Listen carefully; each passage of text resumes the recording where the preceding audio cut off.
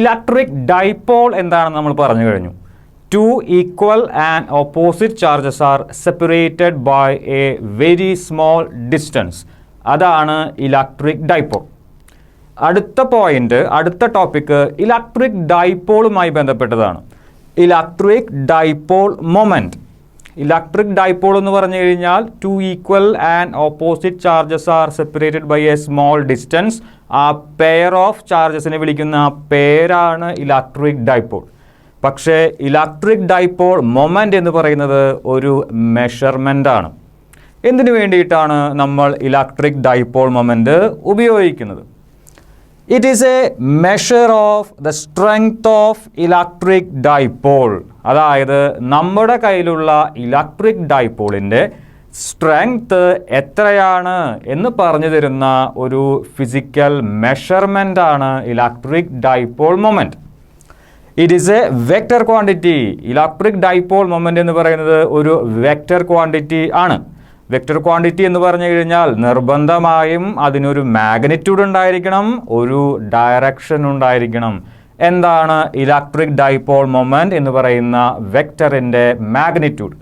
എന്താണ് അതിൻ്റെ direction? It is a vector quantity whose magnitude is equal to the product of the magnitude of either charge. Either charge എന്ന് പറഞ്ഞു കഴിഞ്ഞാൽ ഏതെങ്കിലും ഒരു ചാർജിൻ്റെ മാഗ്നിറ്റ്യൂഡ്, അതിനെ ആരുമായി നമ്മൾ മൾട്ടിപ്ലൈ ചെയ്യണം? And the distance between them. Distance between them എന്ന് പറഞ്ഞു കഴിഞ്ഞാൽ രണ്ട് ചാർജുകളും തമ്മിലുള്ള ഡിസ്റ്റൻസ്. അതായത് ഇലക്ട്രിക് ഡൈപോൾ മൊമെൻ്റ് എന്ന് പറയുന്നത് ഒരു വെക്റ്ററാണ്.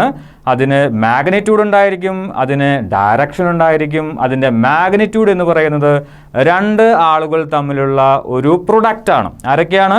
ആദ്യത്തെ ആൾ ആരാണ്? നമ്മുടെ കയ്യിലുള്ള ഏതെങ്കിലും ഒരു ചാർജിൻ്റെ മാഗ്നിറ്റ്യൂഡ്.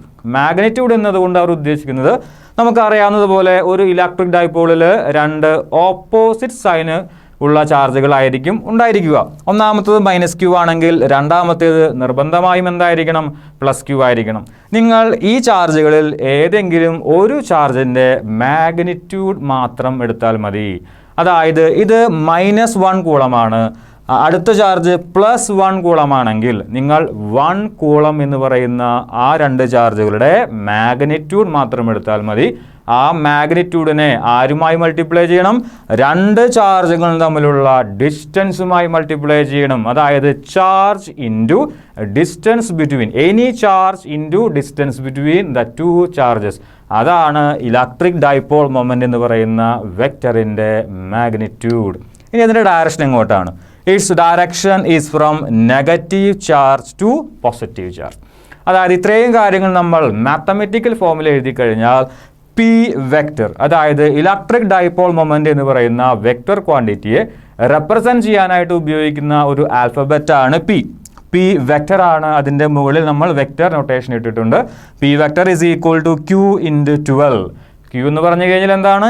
ഏതെങ്കിലും ഒരു ചാർജിൻ്റെ മാഗ്നിറ്റ്യൂഡ് ഇൻറ്റു 12 എന്ന് പറഞ്ഞു കഴിഞ്ഞാൽ എന്താണ്? രണ്ട് ചാർജുകളും തമ്മിലുള്ള ഡിസ്റ്റൻസ്. നമ്മളതിനെ വിളിച്ചിരുന്ന പേരൊന്ന് ഓർത്തെടുക്കാം.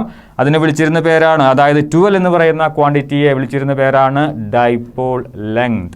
അതായത് electric dipole moment equal to magnitude of any charge into dipole length. ഇനി ഡയറക്ഷൻ എങ്ങോട്ടായിരിക്കും പറഞ്ഞിട്ടുണ്ട് കൃത്യമായിട്ട്. എപ്പോഴും ഇലക്ട്രിക് ഡൈപോൾ മൊമെൻറ്റിൻ്റെ ഡയറക്ഷൻ എപ്പോഴും നെഗറ്റീവ് ചാർജിൽ നിന്ന് പോസിറ്റീവ് ചാർജിലേക്കാണ്. അതായത് ഈ ഡയഗ്രം നോക്കിക്കഴിഞ്ഞാൽ നിങ്ങൾക്ക് മനസ്സിലാവും.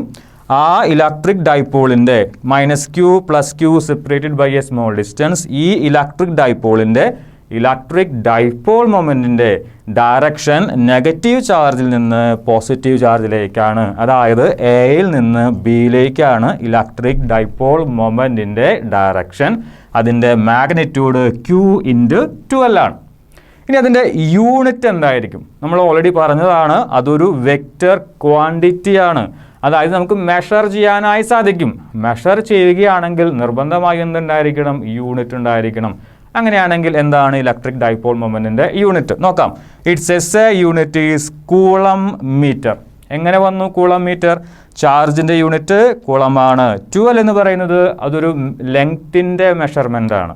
അങ്ങനെയെങ്കിൽ ലെങ്ത്തിൻ്റെ മെഷർമെൻറ്റുകൾക്ക് നമ്മൾ കൊടുക്കുന്ന യൂണിറ്റ് എന്താണ്? മീറ്റർ. ഒരു പക്ഷേ നമ്മൾ തെറ്റിദ്ധരിച്ചേക്കാം ഇത് സെൻറ്റിമീറ്റർ ആണോ എന്നുള്ളത്. അല്ല, ഇത് കൂളം മീറ്റർ ആണ്. സി എന്ന് പറയുന്നത് ക്യാപിറ്റലും എം എന്ന് പറയുന്നത് സ്മോൾ ലെറ്ററുമാണ്. സെൻറ്റിമീറ്റർ അല്ല, ഇത് കൂളം മീറ്റർ ആണ്. ഇലക്ട്രിക് ഡൈപോൾ മൊമെൻറ്റിൻ്റെ SI യൂണിറ്റ് ആണ് കൂളം മീറ്റർ. ഒന്നുകൂടി പറയാം, വളരെ ഷോർട്ടാക്കിയിട്ട് പറയാം. ഇലക്ട്രിക് ഡൈപോൾ മൊമെൻറ്റ് എന്ന് പറയുന്നത് ഒരു വെക്ടറാണ്. ആ വെക്ടർ നമ്മൾ എന്തിനു സഹായിക്കുന്നു? ഇലക്ട്രിക് ഡൈപോളിൻ്റെ സ്ട്രെങ്ത് മെഷർ ചെയ്യാനായി സഹായിക്കുന്നു. ആ വെക്ടറിൻ്റെ മാഗ്നിറ്റ്യൂഡാണ് Q×12. അതിൻ്റെ ഡയറക്ഷനാണ് നെഗറ്റീവ് ടു പോസിറ്റീവ്. അതിൻ്റെ യൂണിറ്റാണ് കൂളം മീറ്റർ.